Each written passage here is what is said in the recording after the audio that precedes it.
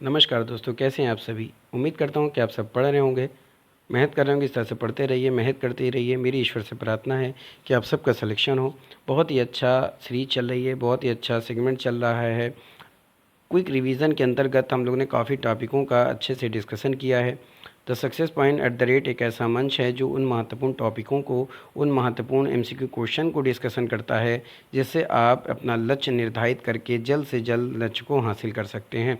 अगर आप समीक्षा अधिकारी, सहायक समीक्षा अधिकारी या आप यूपीएससी की किसी भी डिपार्ट का एग्ज़ाम दे रहे हैं, तो आप बहुत सही मंच पर आए हैं, बहुत सही चैनल पर आए हैं। दोस्तों, मैं आपका स्वागत करता हूं। हमारे चैनल पे सभी सब्जेक्ट को अच्छे से डिस्कशन किया गया है, फिर उससे संबंधित एमसीक्यू क्वेश्चन को देखा गया है। इससे पहले भी एमसीक्यू क्वेश्चन डाले जा चुके हैं, आप प्लेलिस्ट में जा कर के देख सकते हैं। हर सब्जेक्ट को अलग अलग प्लेलिस्ट बनी हुई है, आप देख सकते हैं। ज़्यादा से ज़्यादा प्रश्नों को लगाने का प्रयास करें, जिससे आप अपने लक्ष्य जल्द से जल्द हासिल कर सकें।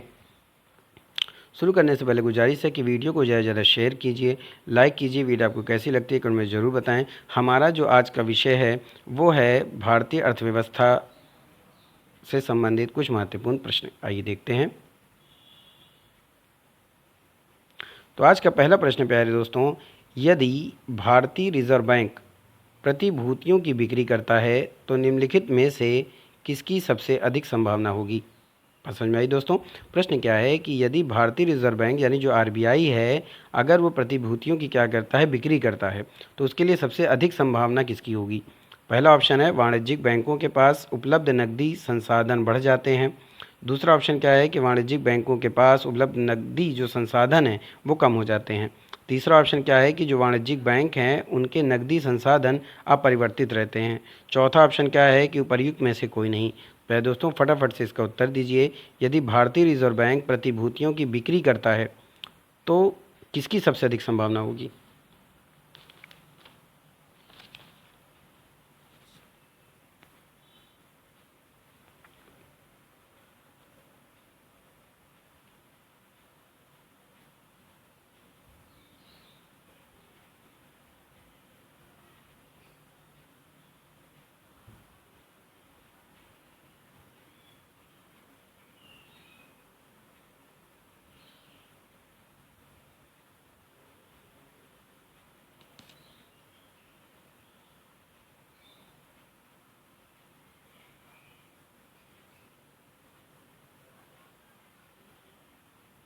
तो मेरे प्यारे दोस्तों, यदि भारतीय रिजर्व बैंक प्रतिभूतियों की बिक्री करता है तो जिसकी सबसे अधिक संभावना होगी वो होगी वाणिज्यिक बैंकों के पास उपलब्ध नकदी जो संसाधन है वो क्या हो जाते हैं, कम हो जाते हैं।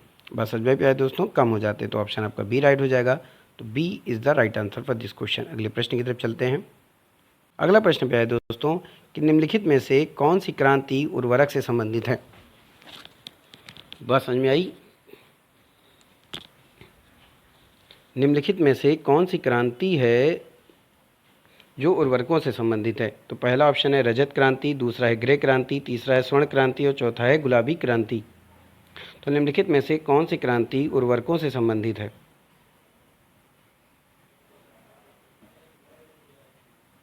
तो भाई दोस्तों, जो क्रांति उर्वरकों से संबंधित है उस क्रांति का नाम है ग्रे क्रांति। तो जो कि ऑप्शन बी पे दे रहा है, तो B is the right answer for this question. अगले प्रश्न की तरफ चलते हैं। अगला प्रश्न प्यारे दोस्तों कि निम्नलिखित में से कौन सी वस्तुएं कच्चे तेल की अंतर्राष्ट्रीय दरों में उतार चढ़ाव से सीधे प्रभावित होती हैं। यानी ऐसी कौन सी वस्तुएं हैं जो कच्चे तेल की जो अंतर्राष्ट्रीय दरें हैं, अगर उसमें उतार चढ़ाव होता है तो उसमें सीधे प्रभावित होती हैं। पहला ऑप्शन है खाद्य तेल, दूसरा है अनाज, चौथा है सोना और चांदी और चौथा है उपभोक्ता गैर टिकाऊ। तो निम्नलिखित में से कौन सी ऐसी वस्तुएं हैं जो कच्चे तेल की अंतर्राष्ट्रीय दरों में उतार चढ़ाव से सीधे प्रभावित होती हैं।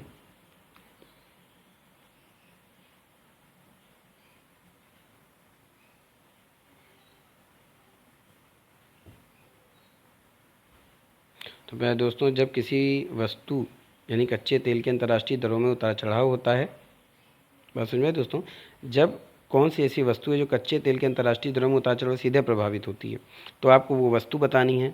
तो प्यारे दोस्तों, जब कच्चे तेल के अंतर्राष्ट्रीय दरों में उतार चढ़ाव होता है तो उससे जो वस्तु सबसे अधिक ज़्यादा प्रभावित होती है वो वस्तु कौन सी है, तो वस्तु है सोना और चांदी।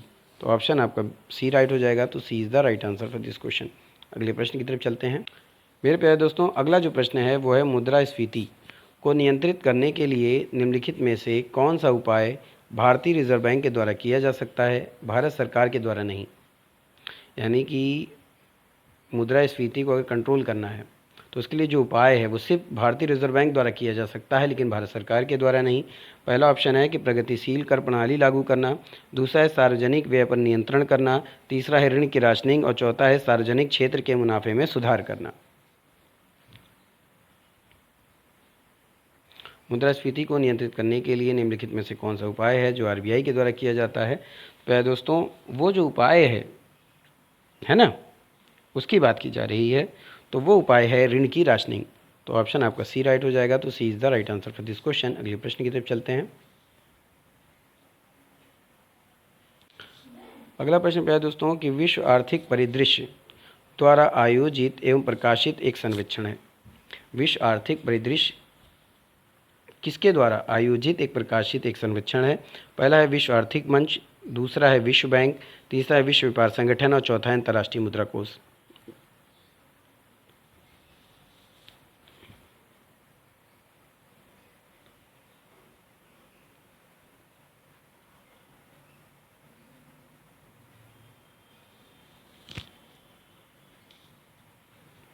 तो दोस्तों, विश्व आर्थिक जो परिदृश्य है वो अंतर्राष्ट्रीय मुद्रा कोष के द्वारा आयोजित और प्रकाशित एक सर्वेक्षण है। तो ऑप्शन आपका डी राइट हो जाएगा। तो D is the right answer for this question. अगले प्रश्न की तरफ चलते हैं। अगला प्रश्न प्यारे दोस्तों कि IBAN, BBAN, SEPA और SWIFT यानी स्विफ्ट शब्द निम्नलिखित में से किससे संबंधित है। IBAN, BBN, SEPA और स्विफ्ट शब्द निम्नलिखित में से किससे संबंधित है। पहला जो ऑप्शन है प्यारे दोस्तों वो ऑप्शन है अंतर्राष्ट्रीय बैंकिंग, दूसरा है आपदा प्रबंधन, तीसरा है परमाणु अपशिष्ट प्रबंधन और चौथा जो ऑप्शन है वो है अंतर्राष्ट्रीय समुद्री सीमाएं।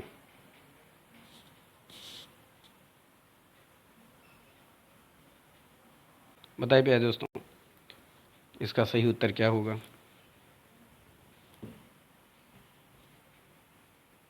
तो प्यारे दोस्तों, IBAN, BBAN, SEPA और स्विफ्ट शब्द जिससे संबंधित है वह अंतर्राष्ट्रीय बैंकिंग। तो ऑप्शन आपका ए राइट हो जाएगा। तो A is the right answer for this question. अगले प्रश्न की तरफ चलें।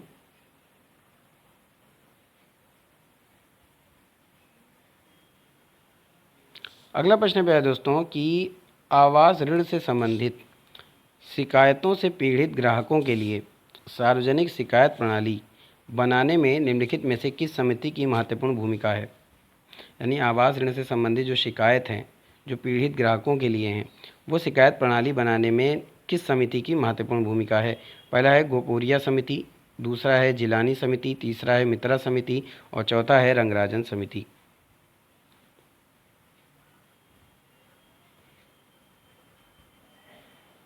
फिर दोस्तों, आवास ऋण से संबंधित जो शिकायत से पीड़ित ग्राहकों के लिए सार्वजनिक शिकायत प्रणाली है उसको बनाने में जिस समिति की महत्वपूर्ण भूमिका है वो है गोईपुरिया समिति। तो ऑप्शन आपका ए राइट हो जाएगा। तो A is the right answer for this question. अगले प्रश्न की तरफ चलते हैं। अगला प्रश्न क्या है दोस्तों कि निम्नलिखित में से कौन सा देश भारतीय जूट उद्योग का मुख्य प्रतिस्पर्धी है। कौन सा ऐसा देश है जो भारतीय जूट उद्योग का मुख्य प्रतिस्पर्धी है। पहला ऑप्शन है जापान, दूसरा ऑप्शन है चीन, तीसरा ऑप्शन है श्रीलंका और चौथा है बांग्लादेश।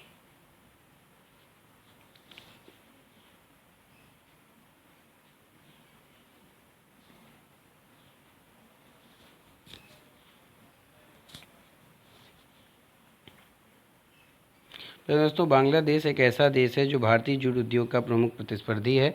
तो ऑप्शन आपका डी राइट हो जाएगा। तो D is the right answer for this question. अगले प्रश्न की तरफ चलें।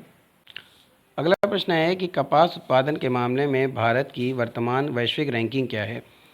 पहला स्थान है, चौथा स्थान है, तीसरा स्थान है या फिर पाँचवा स्थान है। कपास उत्पादन के मामले में भारत की वर्तमान वैश्विक रैंकिंग क्या है।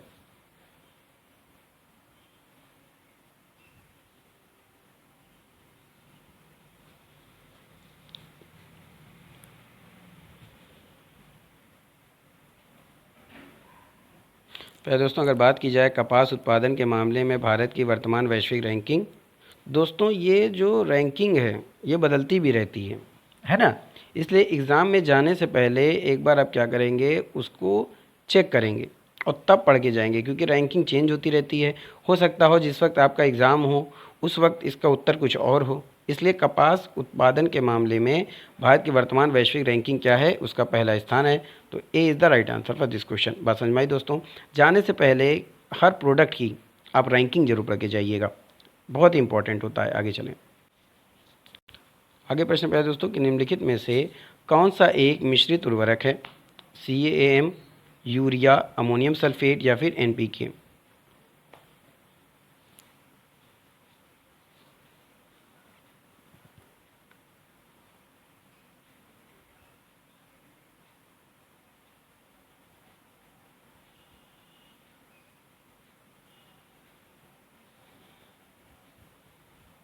तो प्यारे दोस्तों, जो मिश्रित उर्वरक होता है वो होता है NPK। तो ऑप्शन आपका डी राइट हो जाएगा। तो D is the right answer for this question. दोस्तों कमेंट में करके बताइएगा NPK का फुल फॉर्म क्या है। आगे चलते, आगे का जो प्रश्न है प्यारे दोस्तों वो है, देशों को अपनी मुद्राओं का अनैच्छिक रूप से अवमूलन करने के लिए प्रेरित करने वाला प्राथमिक उद्देश्य क्या है। जो देश होते हैं वो अपनी मुद्राओं को क्या करते हैं, अवमूलन करते हैं। तो अवमूलन करने के लिए प्रेरित करने वाला प्राथमिक उद्देश्य क्या है। तो पहला ऑप्शन क्या है कि निर्यात बाजारों में प्रभुत्व बनाए रखने के लिए। दूसरा ऑप्शन है पूंजी प्रवाह को बढ़ावा देने के लिए। तीसरा जो ऑप्शन है वो मुद्रास्फीति पर अंकुश लगाने के लिए। और चौथा है उपर्युक्त सभी।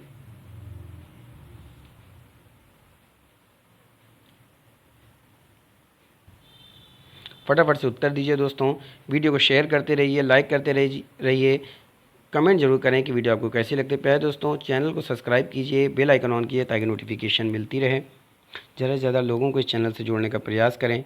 तो दोस्तों देशों को अपनी मुद्राओं का जब अनैच्छिक रूप से अवमूलन करना होता है तो उसे प्रेरित करने वाला जो प्राथमिक उद्देश्य होता है वो होता है निर्यात बाजार में प्रभुत्व को बनाए रखना। बात समझाई दोस्तों।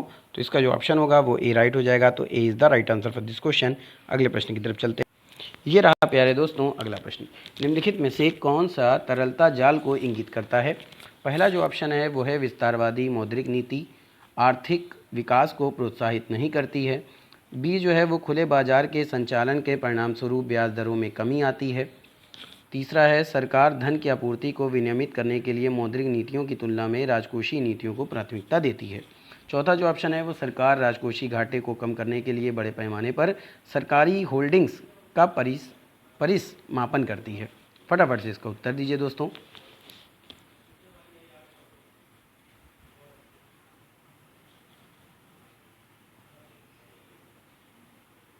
यह दोस्तों इसका जो सही जवाब होगा वो क्या होगा कि तरलता जाल को जो इंगित करता है वह खुले बाजार के संचालन के परिणाम स्वरूप ब्याज दरों में कमी आती है।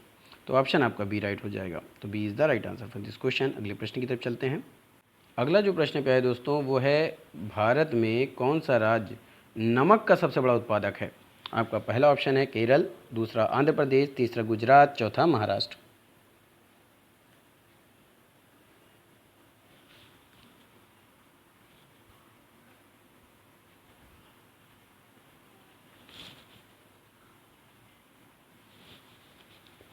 मैं दोस्तों अगर बात की जाए कि कौन सा राज्य है जो नमक का सबसे बड़ा उत्पादक है तो वो है गुजरात। तो ऑप्शन आपका सी राइट हो जाएगा। तो C is the right answer for this question. अगले प्रश्न की तरफ चलते हैं। अगला प्रश्न क्या है कि अंत्योदय अन्य कार्यक्रम का मुख्य उद्देश्य निम्नलिखित में से कौन सा है। पहला है शहरी गरीबों का उत्थान, दूसरा है किसान का उत्थान, तीसरा है भूमिहीन मजदूरों का उत्थान और चौथा है गरीबों का उत्थान। अंत्योदय अन्य कार्यक्रम का मुख्य उद्देश्य निम्नलिखित में से कौन सा है।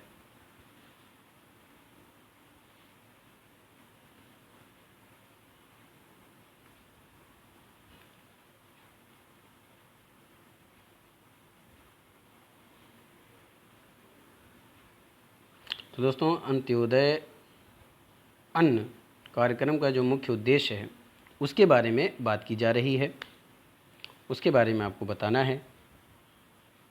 बस समझ में आई दोस्तों। तो उसका जो उत्तर होगा वो होगा गरीबों का उत्थान।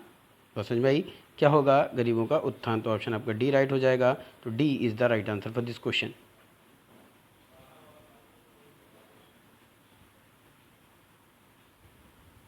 बस समझ में आई। आगे चलते हैं। अगला जो प्रश्न पूछ रहा है प्यारे दोस्तों वो पूछ रहा है कि निम्नलिखित में से कौन सा कार्य लघु वित्त बैंकों के द्वारा किया जाता है। पहला है जमा स्वीकार करना, दूसरा है छोटे ऋण वितरित करना, तीसरा है बीमा उत्पाद बेचना और चौथा है उपर्युक्त सभी। निम्नलिखित में से कौन सा कार्य लघु वित्त बैंकों के द्वारा किया जाता है।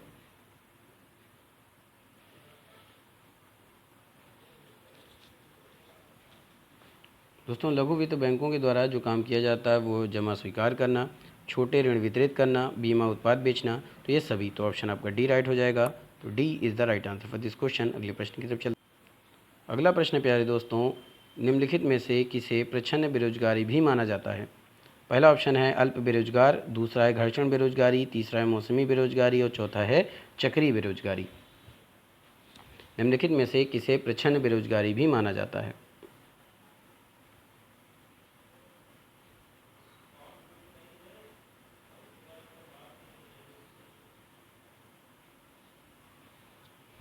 तो प्यारे दोस्तों, ये जो अल्प रोजगार होता है यही प्रच्छन्न बेरोजगारी के रूप में भी जाना जाता है। बस समझ में आई दोस्तों। तो इसका जो उत्तर होगा वो होगा ए ऑप्शन, यानी अल्प रोजगार। तो ए ऑप्शन राइट हो जाएगा। तो A is the right answer for this question. अगले प्रश्न की तरफ चलते हैं। अगला प्रश्न क्या है प्यारे दोस्तों कि निम्नलिखित में से कौन सा कदम उस निवेशक को उठाना चाहिए जो पूंजी आवंटन रेखा पर इष्टतम जोखिमपूर्ण पोर्टफोलियो के दाईं ओर स्थित पोर्टफोलियो बनाना चाहता है। यानी कौन सा कदम उस निवेशक को ही उठाना चाहिए जो पूंजी आवंटन रेखा पर इष्टतम जोखिमपूर्ण पोर्टफोलियो के दाईं ओर स्थित पोर्टफोलियो बनाना चाहता है। आवंटन रेखा वो होती है दोस्तों जिसपे जिसपे कोई भी प्रोडक्ट दिया जाता है, ठीक है, बांटा जाता है। तो इसका पहला ऑप्शन क्या है कि अपने कुछ पैसे जोखिम मुक्त दर पर उधार दे और शेष को इष्टतम जोखिम भरे पोर्टफोलियो में निवेश करे। दूसरा क्या है कि जोखिम मुक्त दर पर कुछ पैसे उधार ले और इष्टतम जोखिम भरे पोर्टफोलियो में निवेश करे। बस समझ में आई दोस्तों। ऐसा पोर्टफोलियो नहीं बनाया जा सकता। और चौथा है उपरोक्त में से कोई नहीं।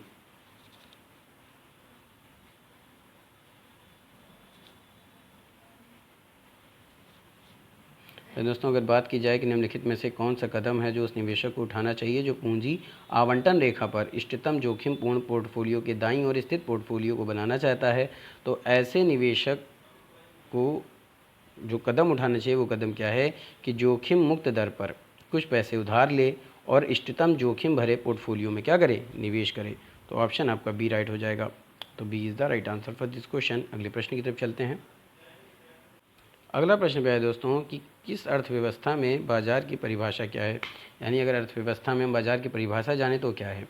तो पहला ऑप्शन क्या है कि वह स्थान जहाँ लाभ कमाया जाता है, वह स्थान जहाँ सामान बनाया जाता है, वह स्थान जहाँ लोग मिलते हैं, वह स्थान जहाँ खरीदार विक्रेता से मिलते हैं। तो अर्थव्यवस्था में बाज़ार की परिभाषा क्या है।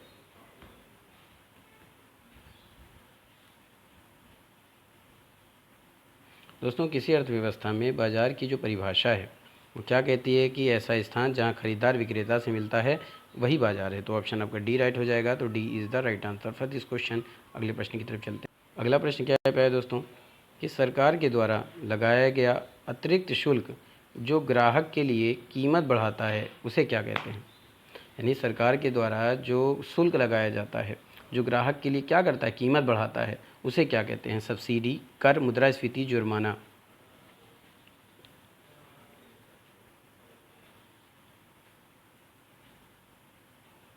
तो दोस्तों, सरकार के द्वारा जो लगाया गया अतिरिक्त शुल्क होता है जिससे ग्राहक के लिए कीमतें बढ़ जाती हैं तो उसको कहते हैं प्यारे दोस्तों कर। बस समझे, इसको क्या कहते हैं, कर। तो ऑप्शन आपका बी राइट हो जाएगा। तो B is the right answer for this question. अगले प्रश्न की तरफ चलते हैं। अगला प्रश्न प्यारे दोस्तों कि प्रथम पंचवर्षीय योजना को किस नाम से जाना जाता था। पहला है महालुमिनस मॉडल, दूसरा है बॉम्बे योजना, तीसरा है हैरोल्ड डोमर योजना और चौथा है इनमें से कोई नहीं। तो प्रथम पंचवर्षीय योजना को किस नाम से जाना जाता है।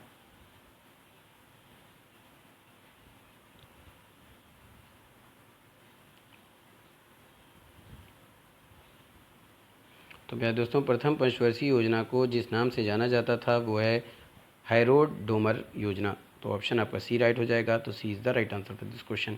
अगले प्रश्न की तरफ चलते हैं। अगला प्रश्न प्यारे दोस्तों कि भारतीय सकल घरेलू उत्पाद में 8 घटकों का योगदान क्या है। पहला ऑप्शन है 4.1%, बी ऑप्शन है 2.3%, सी है 3.2% और डी है 5.4%। तो भारतीय सकल घरेलू उत्पाद में 8 घटकों का योगदान कितना है?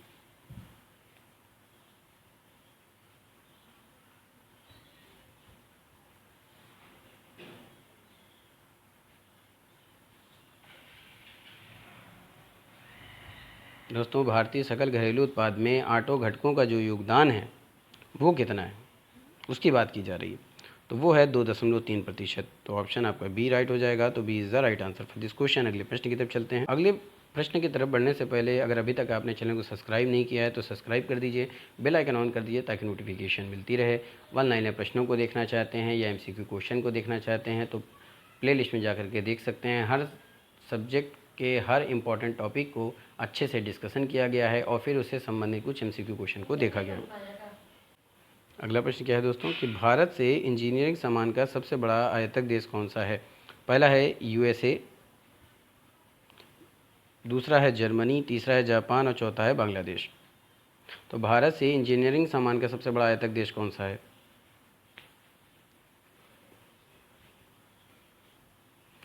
तो भारत से इंजीनियरिंग सामान का सबसे बड़ा आयातक देश जो है वो है USA यानी संयुक्त राष्ट्र America, United state of America. तो ये ऑप्शन ए राइट हो जाएगा। तो A is the right answer for this question. अगले प्रश्न की तरफ चलते हैं। अगला प्रश्न है दोस्तों कि विश्व में कोयले उत्पादन में भारत का कौन सा स्थान है? दूसरा, तीसरा, चौथा, पाँचवा। विश्व में कोयला उत्पादन में भारत का कौन सा स्थान है?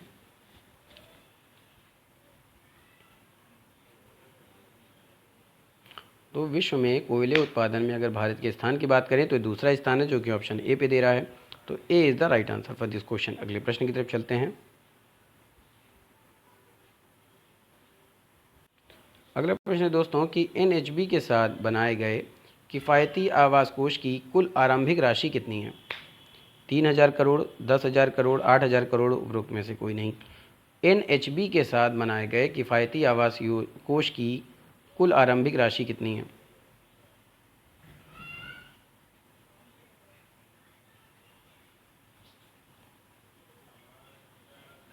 तो प्यारे दोस्तों, NHB के साथ बनाए गए किफ़ायती आवास कोष की जो कुल आरंभिक राशि है वो कितनी है?